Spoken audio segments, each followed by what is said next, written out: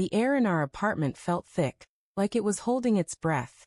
My fingers trembled as I stared at the open diary on Emily's desk, its pages splayed like a confession she hadn't meant to share.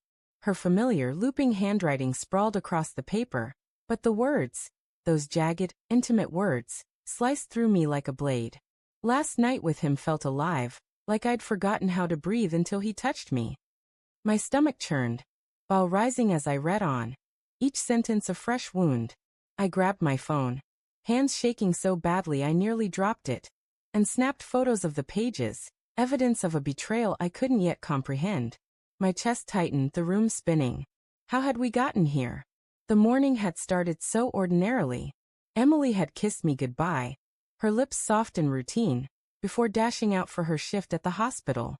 "Love you, Nate," she'd called, her voice bright as she slung her bag over her shoulder. I'd smiled, waved, and settled into our quiet apartment, planning to work from home. But the silence felt heavier than usual, pressing against my skin. I wandered to her desk to borrow a pen, and there it was, her diary, left open like an invitation to ruin everything. I shouldn't have looked. I knew it even as my eyes scanned the first line.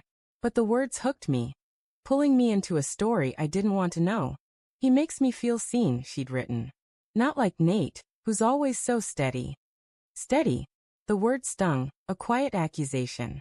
Was that how she saw me? Safe, predictable, boring? My pulse hammered in my ears as I read more.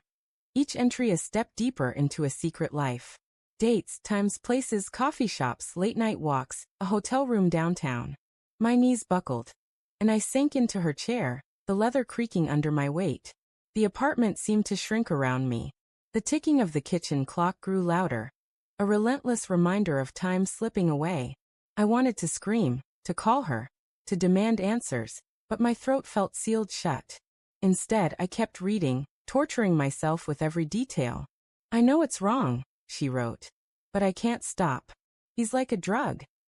Guilt flickered in her words, but it wasn't enough to dull the rage bubbling inside me. Who was he? A coworker? A friend?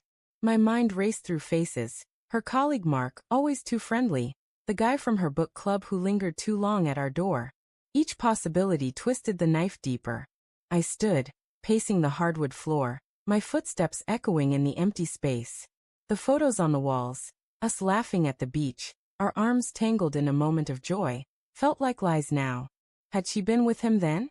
Was every memory tainted? I stopped at the photo from our trip to Maine, her head on my shoulder, the sunset painting her face in gold. My fingers brushed the frame, and for a moment, I wanted to believe this was a mistake. Maybe I'd misread. Maybe he was a metaphor, a fictional character in her writing. But the specifics, the hotel, the dates, were too precise, too real. My phone buzzed, snapping me out of my spiral. A text from Emily. "Home late tonight. Extra shift. Love you." The words mocked me. Love you. How could she say that while living this double life? My fingers hovered over the keyboard, itching to confront her, but I stopped. What would I say? "I read your diary." She'd know I'd violated her trust too. The irony burned. Both of us breaking something sacred, but hers felt unforgivable. I needed air. Grabbing my jacket, I stepped onto the balcony.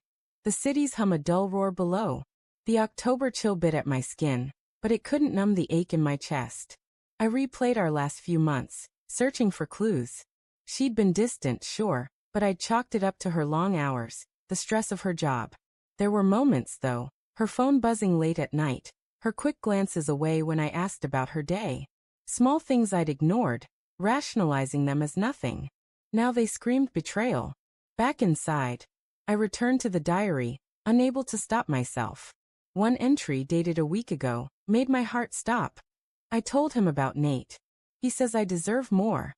Deserve more? The words echoed, each one a blow. I'd given her everything. My time, my heart, my future. We talked about marriage, kids, a house with a yard. Was that not enough? Doubt crept in, insidious and cold.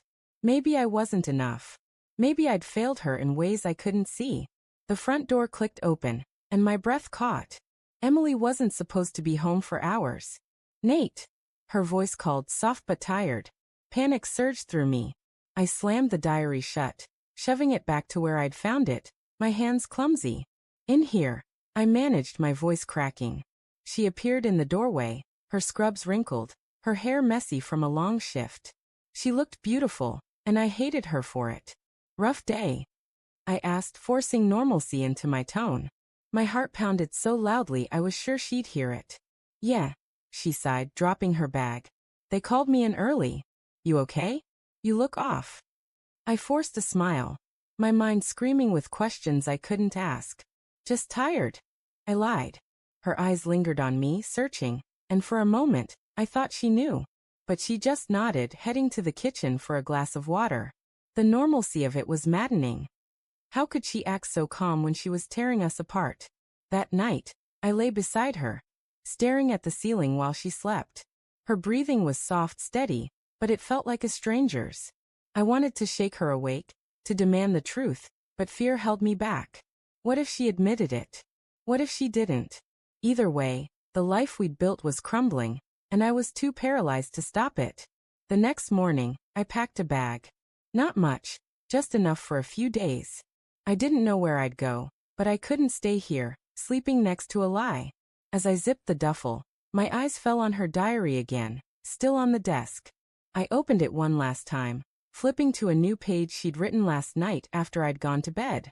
I saw the way Nate looked at me tonight. It read, like he knows. I can't keep doing this to him. Tomorrow, I'll tell him everything. My breath hitched. She was going to confess. But as I read the final line, my world tilted. I'll tell him I love Mark and I'm leaving. Mark. Her coworker. The truth landed like a punch, but it was the last sentence that broke me. Nate deserves better than a coward like me.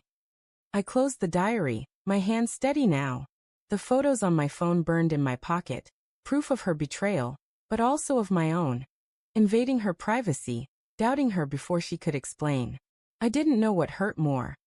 Her infidelity or the realization that we'd both failed each other. As I walked out the door, bag in hand, the apartment felt like a ghost of our life together. I wasn't sure if I was leaving to protect myself or to punish her, but one thing was clear. Nothing would ever be the same.